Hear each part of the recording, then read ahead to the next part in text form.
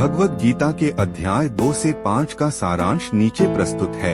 ये अध्याय अर्जुन के संशयों को दूर करने और उसे धर्म के मार्ग पर चलने के लिए प्रेरित करने वाले श्री कृष्ण के उपदेशों पर केंद्रित हैं। अध्याय 2 सांख्य योग। अध्याय 2 में श्री कृष्ण अर्जुन के सामने आत्मा की अमरता और शरीर की नश्वरता का वर्णन करते हैं। वे समझाते हैं कि आत्मा कभी जन्म नहीं लेती और नहीं मरती है, यह शाश्वत, अजर और अमर है। इसलिए अर्जुन को अपने धर्म, क्षत्रिय धर्म का पालन करते हुए युद्ध करने से पीछे नहीं हटना चाहिए। श्री कृष्ण अर्जुन को बताते हैं कि किसी भी कार्य को निष्काम भाव से करना चाहिए, यानी फल की इच्छा किए बिना। यह निष्काम कर्मयोग का सिद्धांत है। वे कहते हैं कि मनुष्य का अधिकार केवल कर्म करने में है, उसके फल में नहीं।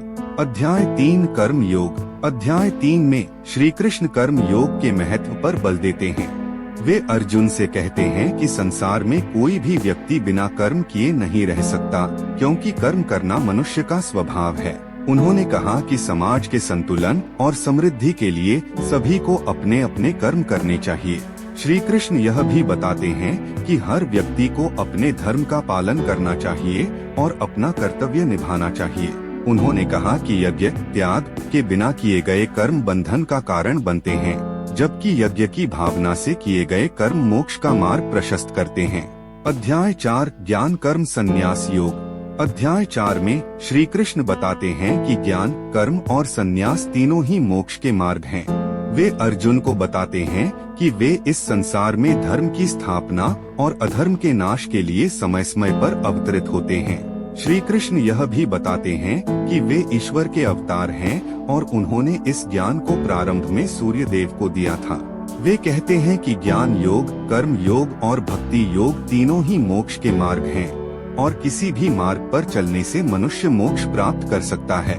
श्री कृष्ण बताते हैं कि ज्ञान की अग्नि कर्मों के सभी फलों को भस्म कर देती है। अध्याय 5 कर्म संन्यास योग। अध्याय 5 में श्री कृष्ण कर्मयोग और संन्यास त्याग की तुलना करते हैं।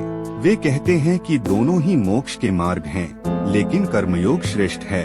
उन्होंने कहा कि कर्मयोगी वह व्यक्ति है जो अपने सभी कर्मों को भगवान को अर्पित करता है और फल की चिंता नहीं करता। श्री कृष्ण बताते हैं कि सच्चा सन्यासी वह है जो अपने मन और इंद्रियों को नियंत्रित करता है और सभी प्राणियों को समान दृष्टि से देखता है। उन्होंने यह भी कहा कि सन्यासी वही है जो स्वयं को आत्मा में स्थित करता है और सुख दुख, लाभ-हानि, जय पराजय में सम रहता है। विस्तार। अध्याय 2 सांख्य योग। जब अर्जुन युद्ध से पीछे हटने का निर्णय लेते हैं तो श्री कृष्ण उन्हें सांख्य योग की शिक्षा देते हैं। वे अर्जुन को बताते हैं कि आत्मा अमर है और शरीर नश्वर। उन्होंने कहा कि आत्मा को न कोई मार सकता है, न ही उसे जलाया जा सकता है, न ही उसे पानी से गीला किया जा सकता है और न ही वायु से सुखाया जा सकता है। श्री कृष्ण अर्जुन को बताते हैं कि एक योद्धा के लिए युद्ध भूमि पर अपने कर्तव्य का पालन करना सबसे बड़ा धर्म है। वे समझाते हैं कि अपने कर्तव्यों को निष्काम भाव से करना चाहिए, यानी फल की इच्छा किए बिना। इस प्रकार का कर्मयोग ही मोक्ष का मार्ग है। अध्याय 3 कर्म योग। श्री कृष्ण बताते हैं कि कर्मयोगी वह है जो अपने कर्तव्यों का पालन करता है और सभी कर्मों को भगवान को अर्पित करता है। वे कहते हैं कि मनुष्य को अपने कर्मों के फल की चिंता किए बिना केवल अपने कर्तव्यों का पालन करना चाहिए। इस प्रकार का निष्काम कर्म ही सच्चा योग है। श्री कृष्ण यह भी बताते हैं कि समाज में संतुलन बनाए रखने के लिए प्रत्येक व्यक्ति को अपने अपने कर्तव्यों का पालन करना चाहिए।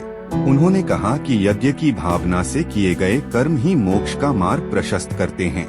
अध्याय 4 ज्ञान कर्म संन्यास योग। श्री कृष्ण बताते हैं कि ज्ञान योग, कर्म योग और भक्ति योग तीनों ही मोक्ष के मार्ग हैं। वे अर्जुन को बताते हैं कि वे समय समय पर इस संसार में धर्म की स्थापना और अधर्म के नाश के लिए अवतरित होते हैं। उन्होंने यह भी कहा कि वे ईश्वर के अवतार हैं और उन्होंने इस ज्ञान को प्रारंभ में सूर्य देव को दिया था। वे कहते हैं कि ज्ञान की अग्नि सभी कर्मों के फलों को भस्म कर देती है।